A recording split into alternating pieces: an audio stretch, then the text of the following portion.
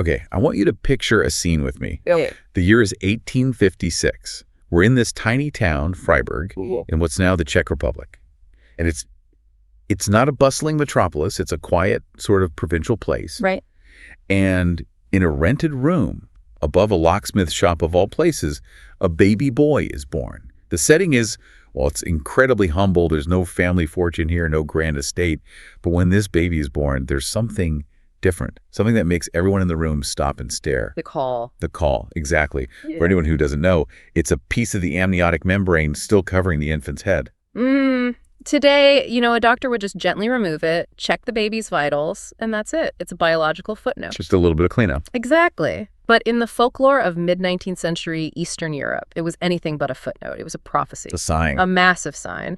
The superstition was incredibly strong. A child born with a caul was considered marked by destiny. They were destined for greatness, for fame, and weirdly protected from drowning. It was like being born with a golden ticket. And the mother, Amalia Freud, she didn't just hear this superstition. She believed it with every fiber of her being. Oh, hook, line, and sinker. Immediately. She takes one look at this membrane on her newborn's head, and she doesn't just see a baby. She sees a future titan, a great man. And she even gives him this special nickname. She does. It stuck with him all through his childhood. She called him my golden Sigi. My golden Sigi. I mean, no pressure, kid. You're born in a tiny room over a locksmith's, but hey, you're the chosen one. And that contrast, that intense, almost crushing weight of maternal expectations set against this really humble background, that's the first brick in the road we're walking today. It really is. Yeah. Because today we are talking about Sigmund Freud, but we're not doing the pop culture caricature. No. We're not doing the guy with the cigar making easy jokes about what cigars mean. We're trying to strip all of that away to find the man who set out to map what he called the dark continent of the human mind. It's a huge undertaking, and you can't understand his theories without understanding his life. The two are completely intertwined.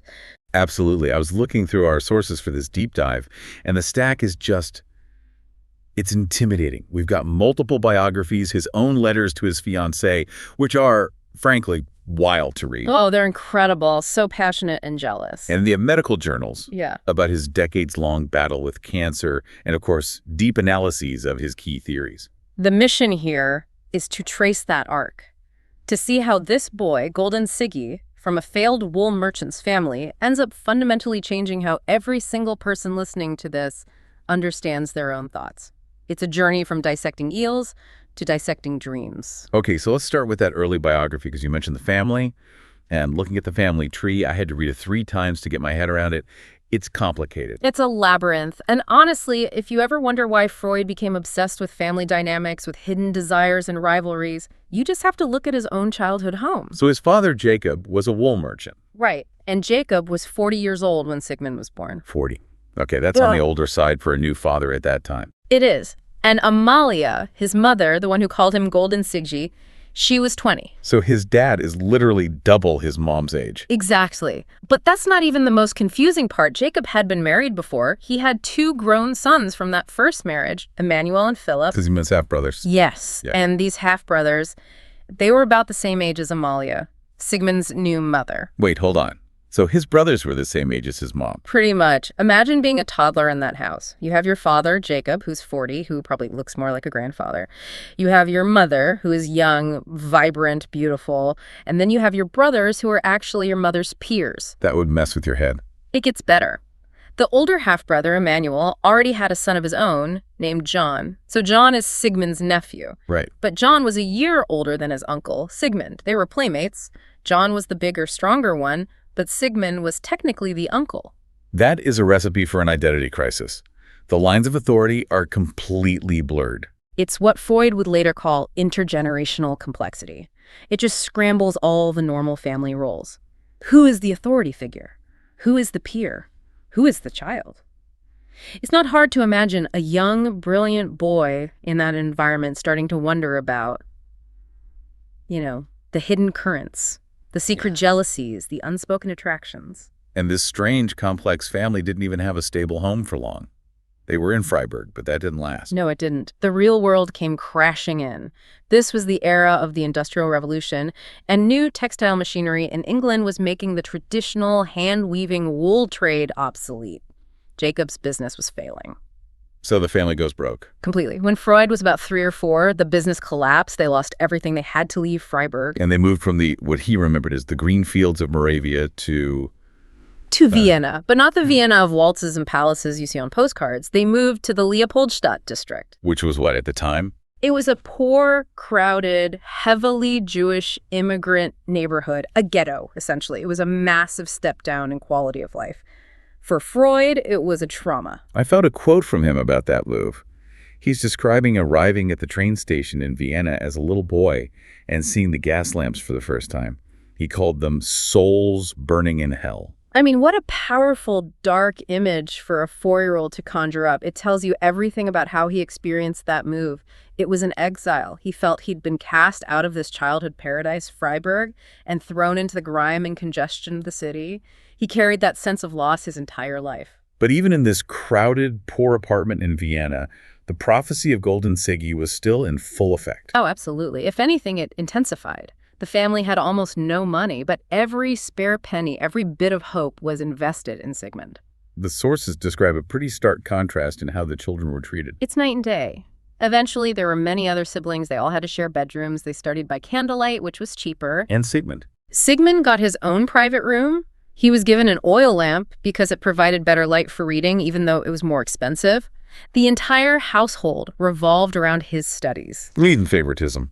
It was a strategic investment from his parents' point of view. There's a very famous anecdote about his sister, Anna. She was musically talented and wanted to learn the piano.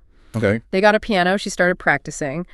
But the noise disturbed Sigmund while he was trying to read. Oh, no. The piano was removed from the house. Her lessons were canceled. So, sorry, Anna, your artistic development is getting in the way of the genius thinking. That was precisely the message. To him and to everyone else, you are special.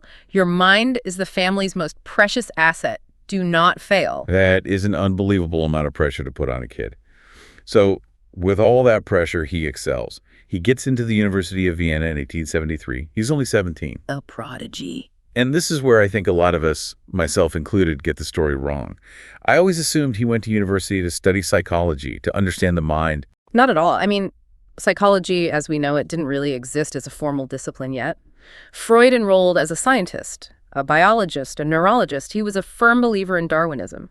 He wanted to find physical, material explanations for life. He wasn't interested in talking to patients about their feelings. She wanted to be in a lab. He wanted to be looking through a microscope. His goal was to make a great scientific discovery, to understand the physical machinery of the brain and the nervous system. Which brings us improbably to eels.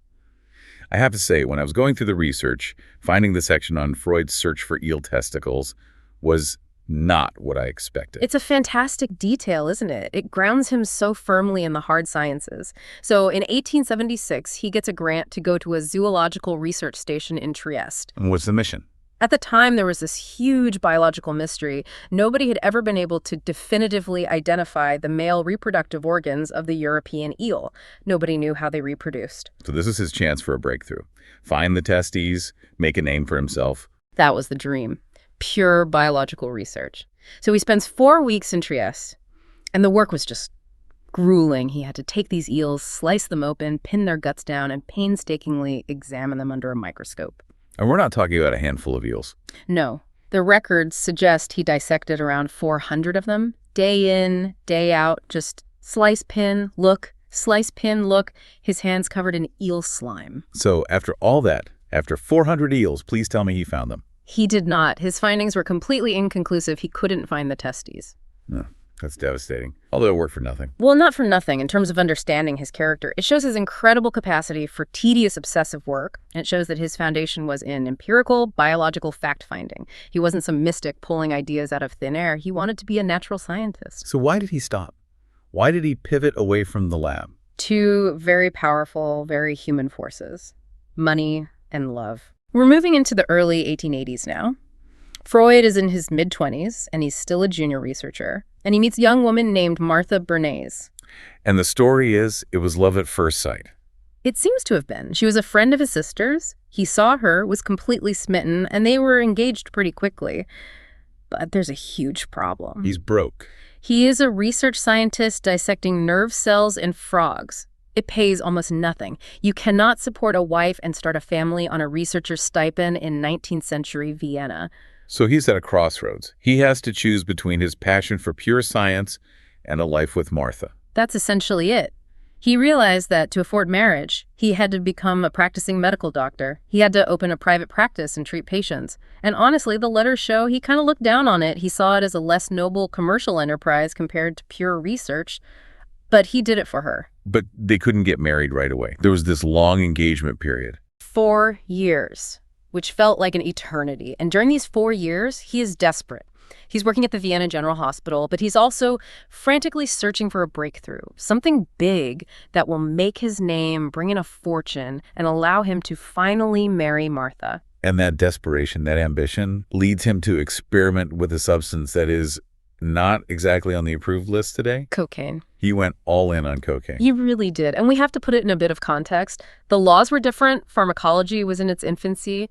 But even by the standards of the 1880s, his promotion of the drug was reckless. He saw it as a miracle cure. For what specifically? For basically everything. He thought it could cure depression, indigestion, fatigue, even morphine addiction.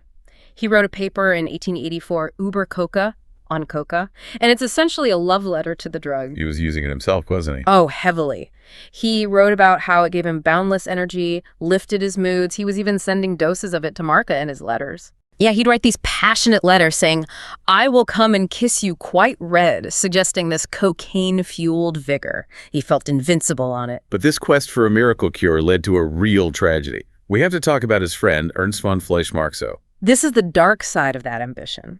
Fleischmarxow was a brilliant physiologist, a mentor and friend to Freud.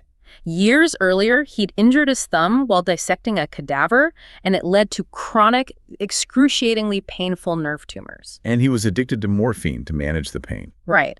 And Freud, in his enthusiasm, thinks, I have the solution. He tells his friend, try this cocaine. It will wean you off the morphine. And what happens? It is an absolute catastrophe. Fleischmarxow doesn't stop the morphine. He just adds a massive, raging cocaine addiction on top of it. Oh, my. The accounts of his decline are horrific. He started spending a fortune on it. He suffered from delirium, hallucinations of white snakes crawling on his skin. It was a complete physical and mental collapse. He died a few years later in agony. And Freud had prescribed it. He had to watch his friend disintegrate because of a cure he had championed. It was a huge professional stain. The medical establishment heavily criticized him. It was a major setback and a source of deep guilt for the rest of his life. It's a fascinating and terrible story because it shows that desperate need to be the great discoverer.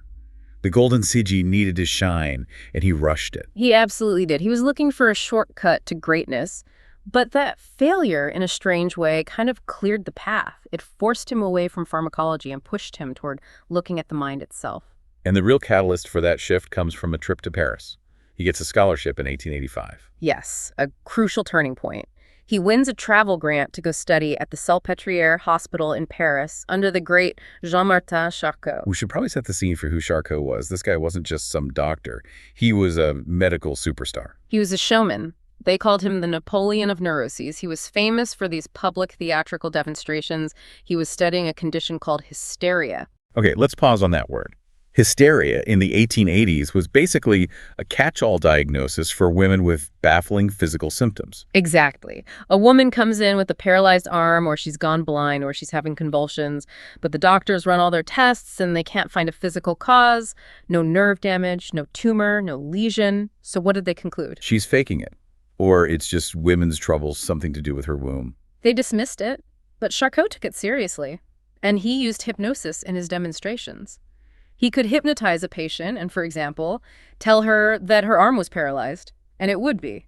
Then he could remove the suggestion, and she could move it again. So he could create and remove physical symptoms just with words. Exactly. And for Freud, watching this, it was the light bulb moment, the big bang of psychoanalysis. He suddenly realized a person's body can be perfectly healthy, but their mind, an idea in their mind, can make them sick. The hardware is fine, the software is corrupted. That is the perfect analogy. The cause isn't in the nerves, it's in the psyche. It's a psychological wound manifesting as a physical symptom. So he comes back to Vienna, buzzing with this new idea. He finally marries Martha in 1886, and they get busy. I mean, 6 kids in 9 years Yeah. that's a whole other level of energy. A very productive household. And he opens his private practice. He hangs up his shingle as a doctor for nervous disorders. But he needs a new method. Charcot's hypnosis thing. Freud wasn't actually that good at it, was he? No, he found it frustratingly inconsistent. Some people couldn't be hypnotized. For others, the cures didn't last. The symptoms would just come back. He needed a better tool. And he stumbled upon it through a collaboration with an older colleague, Josef Breuer, and one of the most famous patients in history, Anna O. Anna O. Hmm. Her real name was Bertha Pappenheim, and her case is it's legendary. It is the founding case of psychoanalysis. She was a young, intelligent woman suffering from a severe case of hysteria.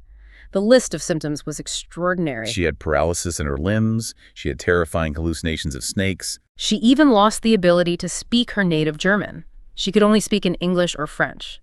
And one of the strangest symptoms was a profound hydrophobia. She couldn't drink water even when she was desperately thirsty. So she's thirsty. She can see the glass of water, but she's physically unable to bring it to her lips and drink. Exactly. So Breuer is treating her, and during their sessions, she would sometimes enter this state, this kind of self-induced hypnosis, and she would start talking about distressing memories. She called it her private theater. What happened? Well, one day she told a story. She recalled seeing her governess's little dog, which she detested, drinking water out of a glass. She was disgusted by it, but she was a polite young lady, so she said nothing. She suppressed the emotion. She just swallowed her disgust. Literally. And as soon as she told Breuer this story, as soon as she let that trapped, disgusting memory out, she asked for a glass of water and drank the whole thing down without any problem. The symptom was gone. That is the magic trick. The memory comes out, the symptom disappears. She had a name for it. She called it the talking cure. She also called it chimney sweeping, just cleaning out all the dark soot from the mind. You know, we take this for granted now. The entire industry of therapy is based on this. You talk about your problems, you feel better. But in the 1890s, the idea that talking about a memory could cure a paralyzed arm, that must have sounded like absolute witchcraft to the medical establishment. It sounded completely unscientific. They were looking for germs, for lesions, for things they could see under a microscope. And here's Freud and Breuer saying, no, the cause is an invisible, trapped memory. And Freud takes this core idea of the talking cure and evolves it into his own signature technique. Free association. The couch. The famous couch. He realized he didn't even need hypnosis. He would have the patient lie down on the couch and he would sit in a chair behind them, out of their line of sight. He didn't want his facial expressions to influence what they said. And what was the instruction? Simple to say, incredibly difficult to do. He would tell them, say whatever comes into your mind. Do not censor anything, no matter how trivial, absurd, embarrassing, or offensive it seems. Just let your thoughts flow. He wanted to bypass the conscious filter. Exactly. He believed that our conscious mind is a guard at the gate, keeping painful thoughts locked away.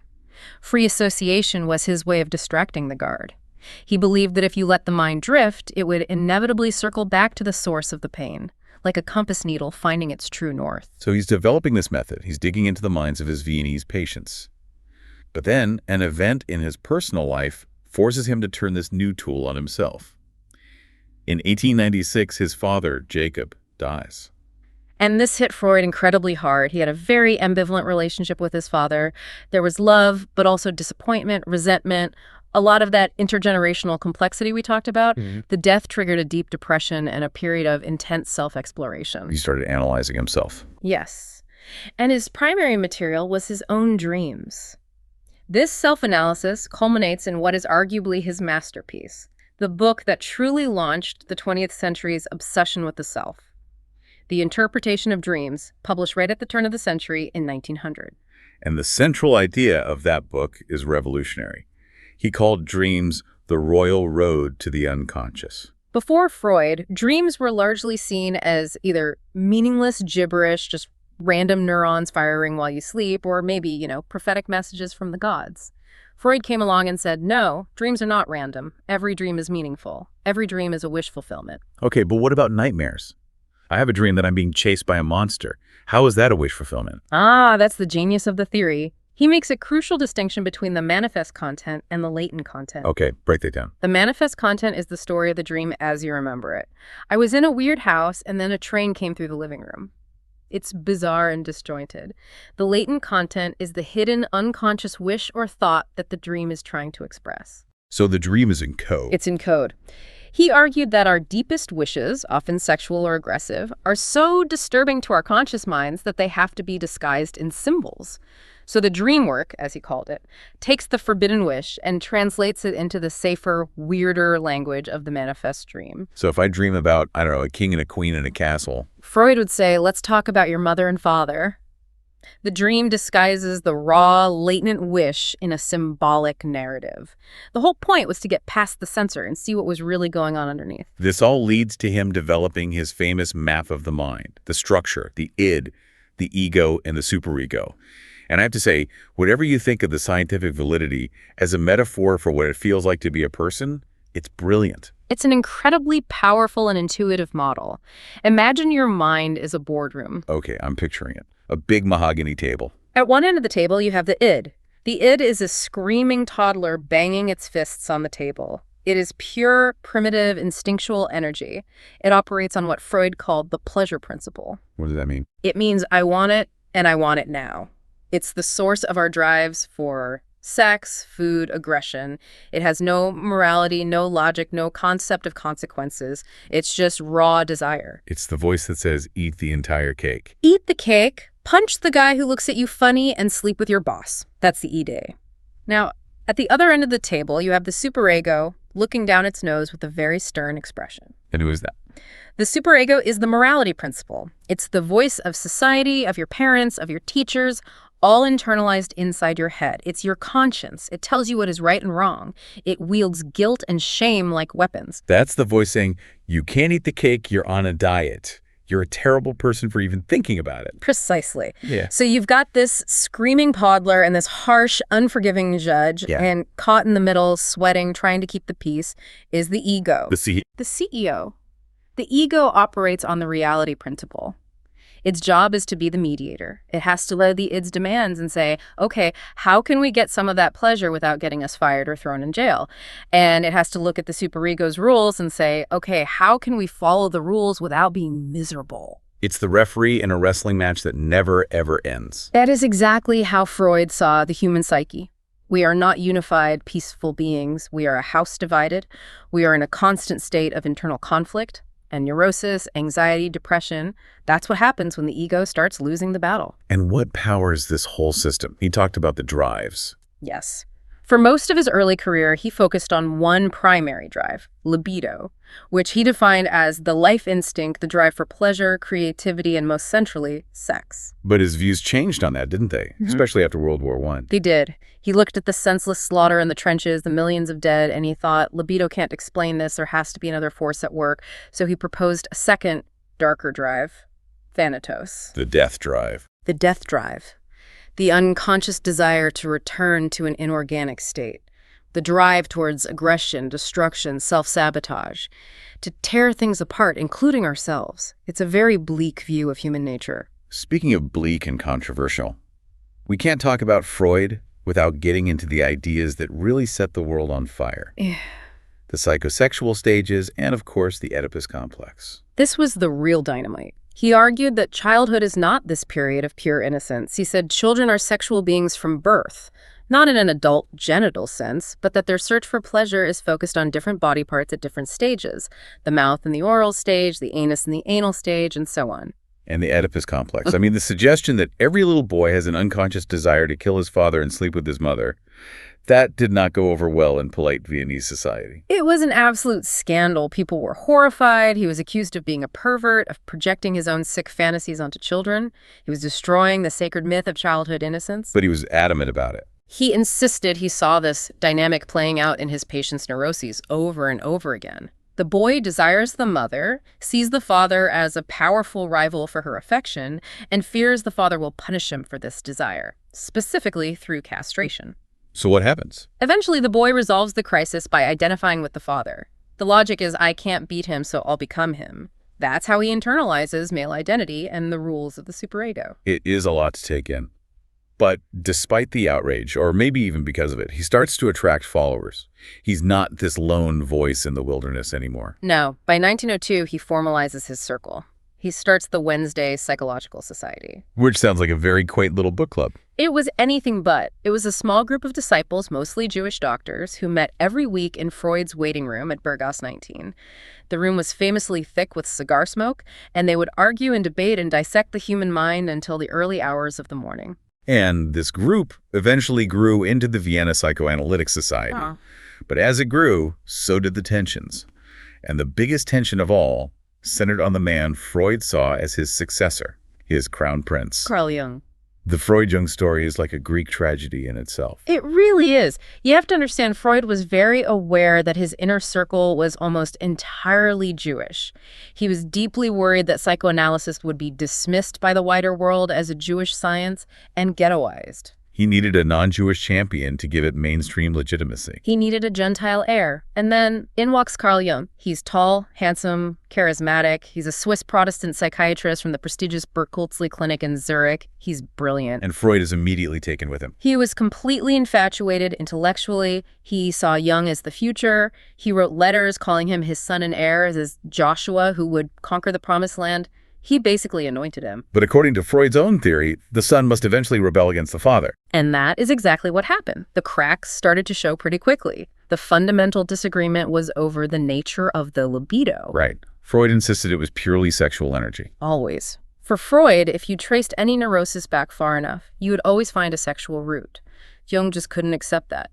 He saw libido as a more general psychic energy, a life force that could manifest as creativity or spirituality or intellectual curiosity, not just sex. And Jung had his own big ideas, like the collective unconscious. Yes, the idea that all humans share this inherited reservoir of ancestral memories and archetypes, Freud hated that. He thought it was unscientific mysticism. He called it occultism and black mud.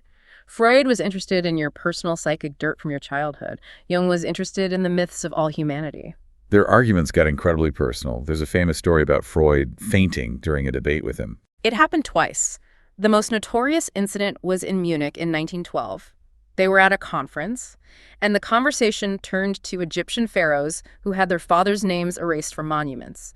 Jung was making a point about it, and Freud took it as a direct personal attack. As a symbolic death wish against him, the father of psychoanalysis. Precisely. And he became so agitated, so overwhelmed by this perceived patricidal threat from his son that he just fainted dead away. That is just unbelievable psychoanalytic trauma. The man who invented the Oedipus complex literally faints when his chosen heir challenges him. It gets better. Jung was the one who picked Freud up off the floor and carried him to a sofa to recover.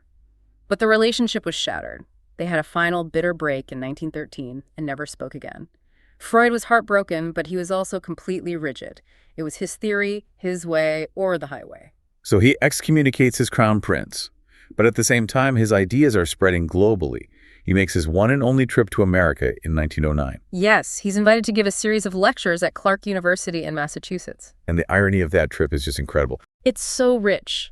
Because Freud despised America. He really, truly hated it. Why? What was his problem with it? He found it unsophisticated, too informal. He complained about the food, said it gave him terrible indigestion. He hated the lack of deference. He famously called the whole country a gigantic mistake. And yet, America was the country that embraced psychoanalysis more enthusiastically than any other. That trip turned him from a controversial European figure into a global celebrity. So by the 1920s, he's an icon. He's one. But just as he reaches the pinnacle of his fame, his body begins to betray him in the most brutal way. We have to talk about the monster. This is the most grueling part of his story. Freud was a lifelong obsessive smoker. 20 cigars a day was his average. He said he couldn't think or write without a cigar in his mouth. And in 1923, he gets the diagnosis. He feels a painful growth in his mouth on his palate. It's oral cancer. And the treatment back then, it wasn't precision radiation, it was the knife. It was brutal. Over the next 16 years, he endured 33 separate operations on his jaw and mouth. 33? That's almost unimaginable. They eventually had to remove his entire upper jaw and palate on the right side. This left a gaping hole between his oral and nasal cavities. To function, to eat or speak, he had to wear this massive, torturous prosthesis. This is what he called the monster. Yes. It was this huge hunk of rubber and metal that he had to force into place every day. It was agonizing to put in and take out. It caused constant sores and infections. It made his speech difficult to understand. He was in constant pain for the last 16 years of his life. There's a detail in the research about his dog that just is heartbreaking. Freud was a huge dog lover. He adored chows. He had a beloved chow named Jofi, who was his constant companion in his study. But as the cancer progressed, the bone in his jaw became necrotic. It created a foul odor. And the dog. The dog, with its sensitive nose, couldn't stand the smell of its master's decay. Jofi would back away from him, cower in the corner, and refuse to come near him. That must have just broken him, to be rejected by this creature that he loved so much. It's a symbol of his isolation. He's trapped in his study in constant pain, with this monster in his mouth, smelling his own death, and even his dog can't bear to be near him. And while this internal monster is consuming him from within, a much larger external monster is rising in Europe. The Nazis. The 1930s. Hitler comes to power in Germany, and in 1933 in Berlin, there are the infamous book burnings. And Freud's books are thrown onto the pyre. He had a very characteristic, witty response to that, didn't he? He never lost his dark humor. He remarked to a friend, "What progress we are making. In the Middle Ages, they would have burnt me. Nowadays, they're content with burning my books." He was underestimating the threat. Profoundly. He was an old man. He was world famous. He was stubborn. He was a Viennese institution. He simply could not believe they would dare to touch him. I'm Sigmund Freud. He refused to leave Vienna, even after the Anschluss in March 1938, when the Nazi tanks rolled into Austria and the crowds cheered. So what was the final straw? What finally made him realize he had to get out? The Gestapo came for his daughter, Anna. His youngest daughter. The one who followed in his footsteps. Yes. She was his caretaker, his intellectual heir, the light of his life. One day, the Gestapo showed up at their apartment at Burgas on 19.